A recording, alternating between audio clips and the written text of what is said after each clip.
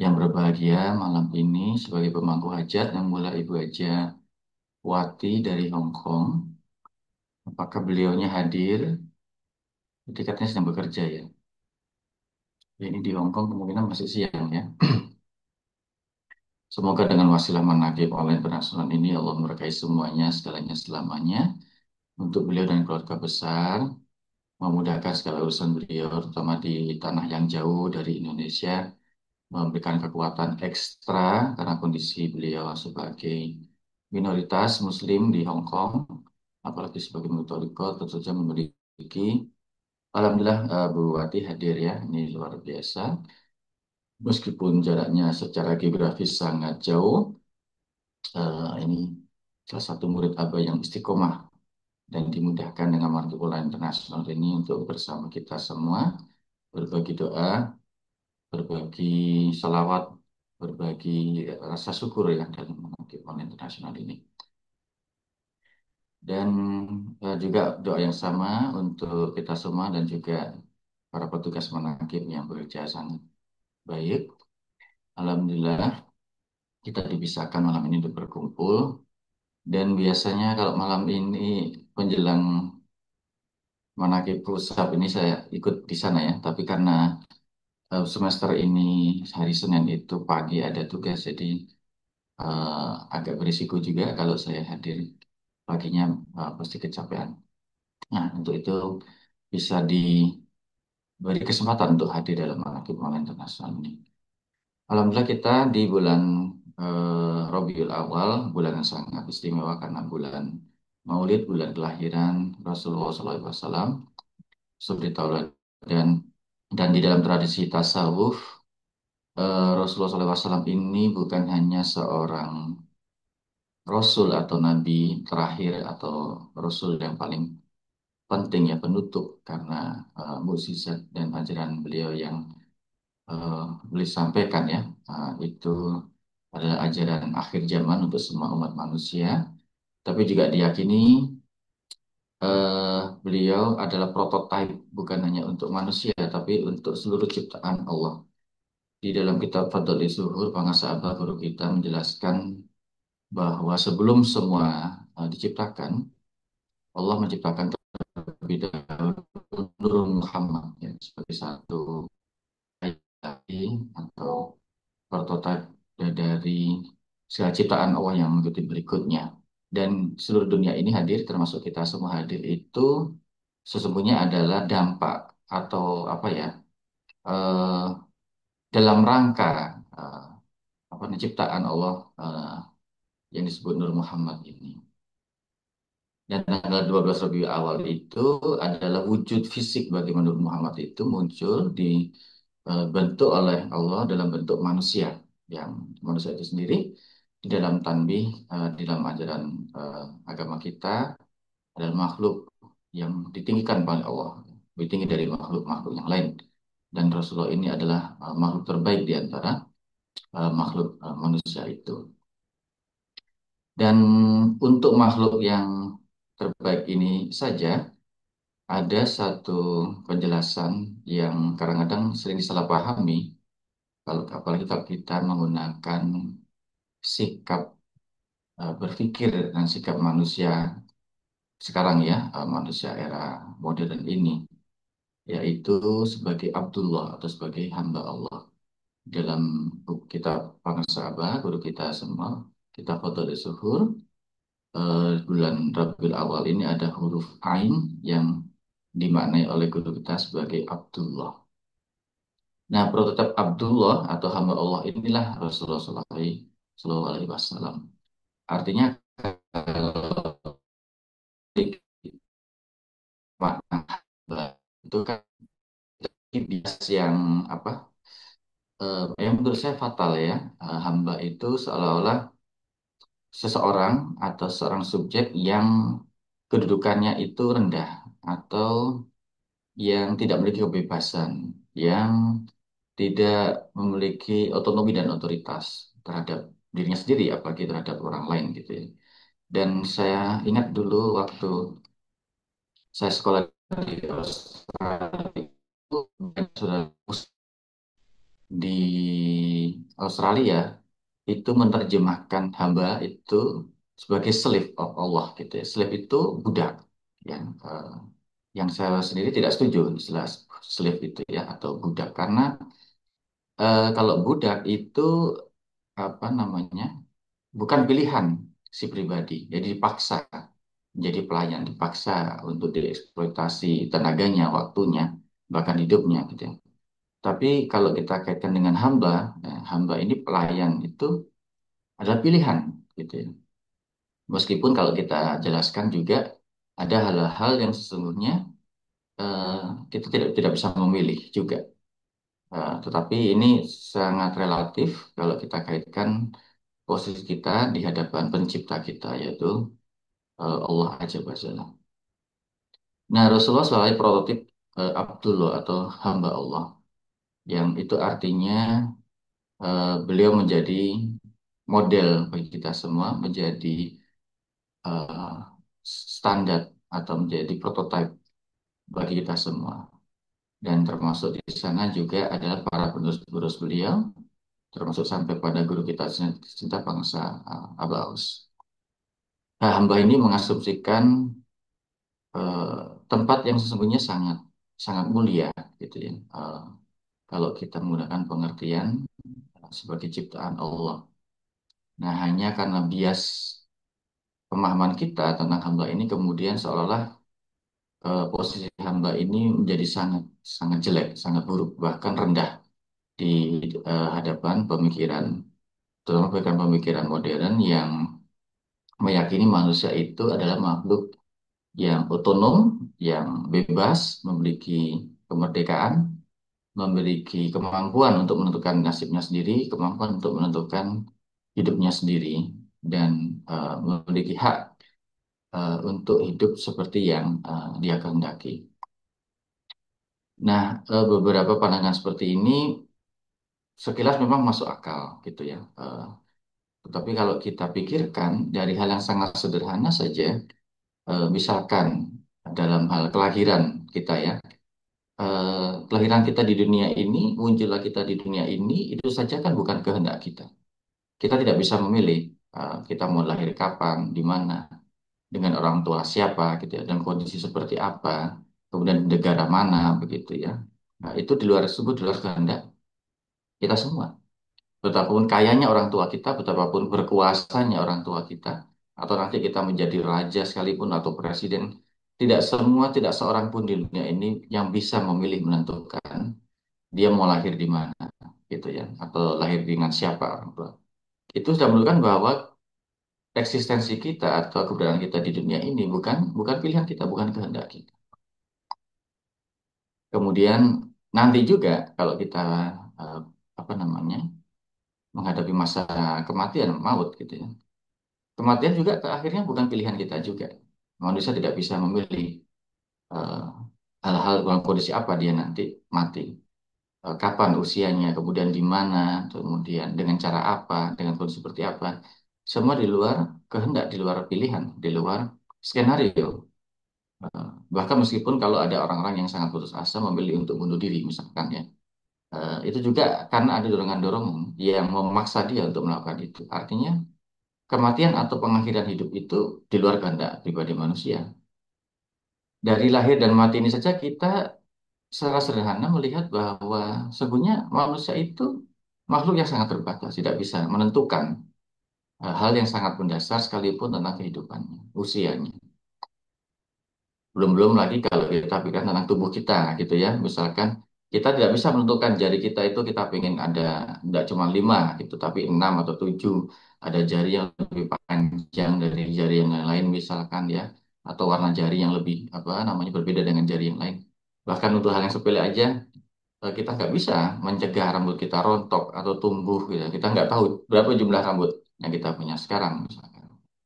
Ada yang rontok kita nggak tahu. Nah itu artinya dengan tubuh kita sendiri kita nggak bisa punya kendali, tidak punya kuasa, tidak punya otoritas ya.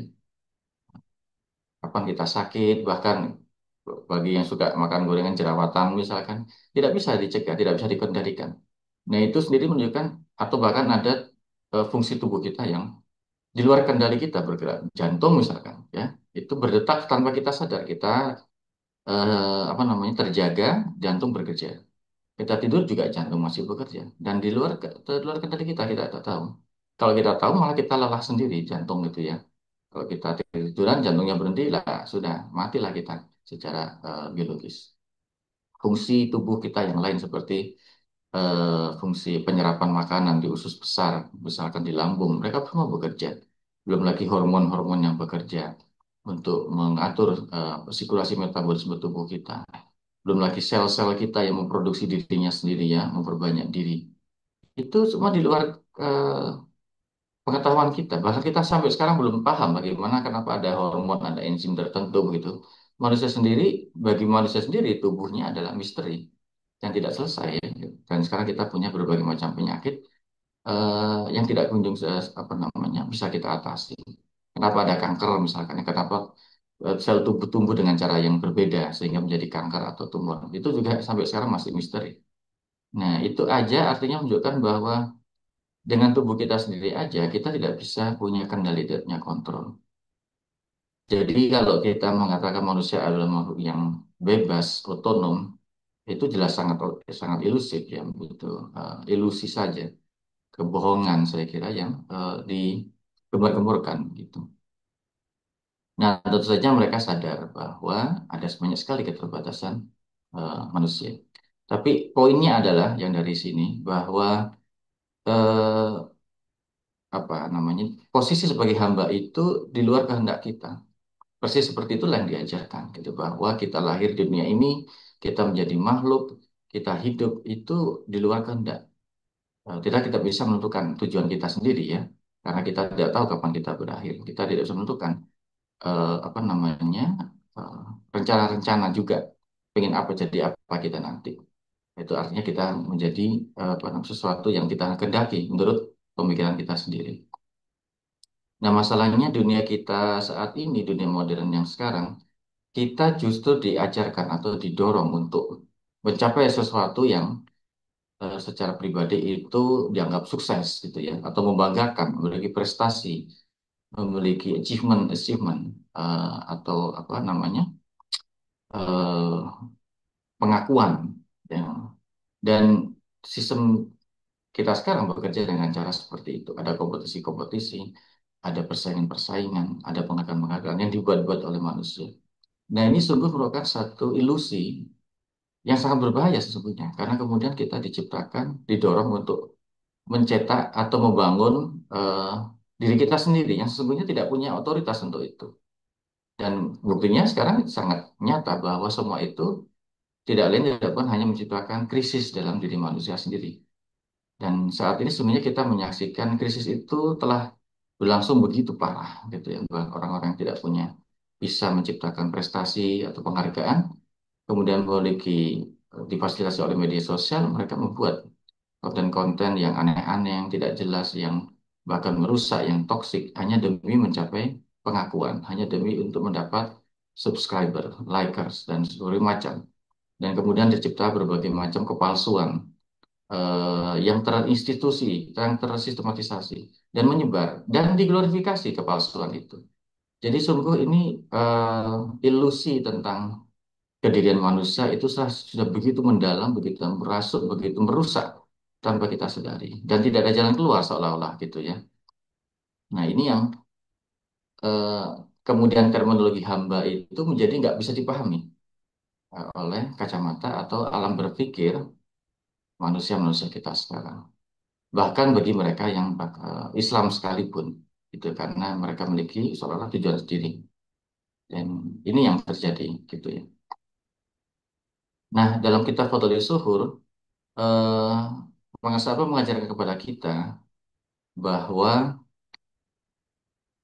prototipe manusia makhluk yang paling baik sekalipun itu tidak lain bukan sebagai hamba. Dan ini saya kira juga dinyatakan dalam satu ayat yang sangat masyhur ya, ayat yang sangat eh, sering kita dengar dalam surat Az-Zariyat 56 wa ma khalaqul jinna wal insa illa liya'budun di mana Allah mengatakan sesungguhnya aku tidak menciptakan manusia dan jin dan manusia kecuali untuk beribadah. Nah, masalahnya ibadah ini kan hanya dipahami sebagai ibadah ritual, sholat, puasa, gitu ya, berzikir, kemudian apa namanya, dan amalan-amalan yang lain. Nah, padahal ibadah ini, sholat dan ritual itu adalah sarana aja, sesuatu yang eh, bukan tujuan. Kita semua juga berzikir, zikir itu wasilah kita, sarana kita. Tujuan kita adalah ma'rifat, mengenal Allah, kembali kepada Allah, menuju Allah. Nah, zikirlah itu jalannya.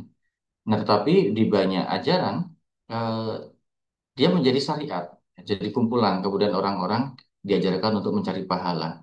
Nah, ini persoalannya ya, ketika ibadah itu hanya diterjemahkan dalam bentuk ritual. Padahal ibadah itu adalah mengetengahkan hakikat kita sesungguhnya sebagai pelayan Allah dalam tata ciptaan Allah yang maha luas yang kita nggak pahami ini. Dan di dalam kitab Al-Zuhur juga, Pangarsa Abang mengajarkan kita bahwa salah satu peran yang paling apa namanya penting sebagai hamba adalah sebagai wasilah. Dan Rasulullah sendiri juga mengajarkan kita untuk meminta beliau sebagai wasilah kita dengan salawat, ya misalkan. Nah, itu artinya Rasulullah juga menempatkan dirinya sebagai wasilah bagi manusia, bukan cuma untuk umat Islam. Wasilah ketika perantara kita kepada Allah, mendekat kepada Allah, menuju Allah, untuk marifat kepada Allah. Termasuk juga kemudian dilanjutkan oleh penerus-penerusnya. Nah, itu artinya kita juga semua harus menempatkan diri sebagai pelayan, sebagai wasilah. Kita tidak punya eh, otoritas untuk menentukan aku mau jadi begini, aku mau jadi begitu gitu ya. Agar sukses, agar terkenal, agar tersohor, kemudian berkuasa, menguasai manusia yang lain, menciptakan masalah, menciptakan kerusakan-kerusakan di dunia. Nah, seperti itu yang terjadi di kehidupan kita sekarang ketika beberapa orang, sekelompok orang itu ingin lebih dominan daripada orang lain karena merasa dirinya punya kebebasan, punya kekuasaan, punya kekuatan, dan ingin dikenali, ingin dikuasai, ingin menguasai manusia yang lain. Dan di dalam Al-Quran, sikap seperti ini sudah banyak sekali contohnya. Dengan ibarat para nabi menghadapi para penguasa-penguasa yang seolah-olah mereka adalah muncul, hidup, dan memiliki tujuan mereka sendiri. Menjadi raja, menjadi direktur hormat, menjadi penguasa, gitu ya, mengendalikan kehidupan jutaan orang. Dan perilaku seperti itu masih berlangsung sampai sekarang, bahkan menjadi lebih intensif. Ya, kita mengenal banyak sekali istilah-istilah dalam dunia kapitalisme, misalkan ada oligarki yang beroperasi di dalam sistem kita sekarang yang kita sebut demokrasi. Gitu. Nah, artinya demokrasi sendiri sebenarnya sarana bagi ilusi tentang kemerdekaan dan kebebasan itu tadi dijalankan. Gitu. Dan sekarang kita melihat buktinya bahwa demokrasi yang kita punya di bahkan di negara yang paling dianggap paling demokrasi sekalipun ya di Eropa, di Amerika itu omong kosong, hanya topeng aja bagi kelompok-kelompok yang merasa mereka punya hak untuk berkuasa, mendominasi orang lain, mengeksploitasi orang lain, bahkan menghilangkan kehidupan jutaan manusia yang lain. Itu karena ilusi tentang apa namanya ego tadi, tentang keakuan yang mereka merasa manusia itu punya kebebasan, punya otoritas, punya subjek yang berpunya hak untuk menentukan kehidupannya sendiri. Ya, dampaknya adalah ketika kehidupan dia yang dia pentingkan itu mengorbankan jutaan manusia yang lain sebagai tumbalnya, sebagai korbannya. Dan itu terjadi dalam waktu yang sangat lama ya, di masa-masa Fir'aun misalkan yang dihadapi oleh Nabi Musa. Kemudian setelah itu di berbagai macam perang, kemudian kolonialisme kita mengalaminya 3,5 abad.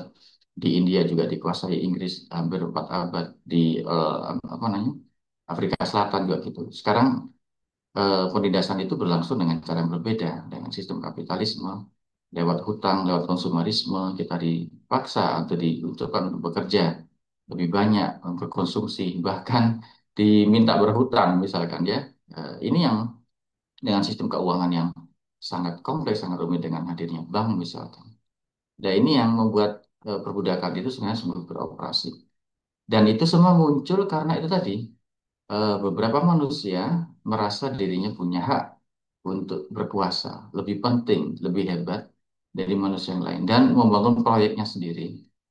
Nah, ini kesalahan fatal atau satu akibat fatal ketika manusia tidak menyadari bahwa sesungguhnya dirinya adalah hanya sarana, hanya instrumen yang dibuat oleh Allah, ciptakan Allah untuk menjadi perantara bagi makhluk-makhluk yang lain dalam tata ciptaan Allah yang maha luas, yang maha kompleks, yang kita masih hanya memahami sangat kecil gitu ya. Jadi ini pelajaran bagi kita kalau dalam Thoriqoh ini kita diajarkan untuk menjadi hamba, untuk menjadi wasilah. Ya, kita punya satu prinsip ketika kita ber apa namanya beramaliyah, ya berkhidmat.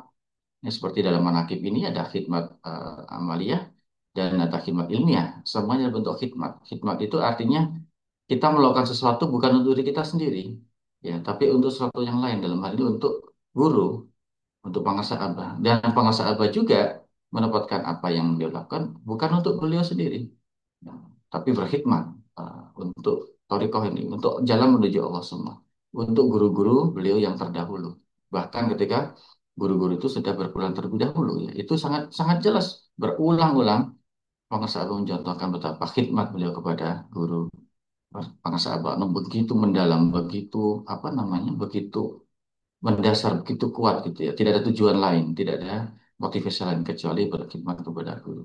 Dan kita mengikut kepada pengusaha. Jadi kita tidak punya tujuan kita sendiri, tidak punya proyek kita sendiri, tidak punya kehendak kita sendiri. Ya. Inilah hamba, inilah Abdullah, dan kita diajarkan untuk itu.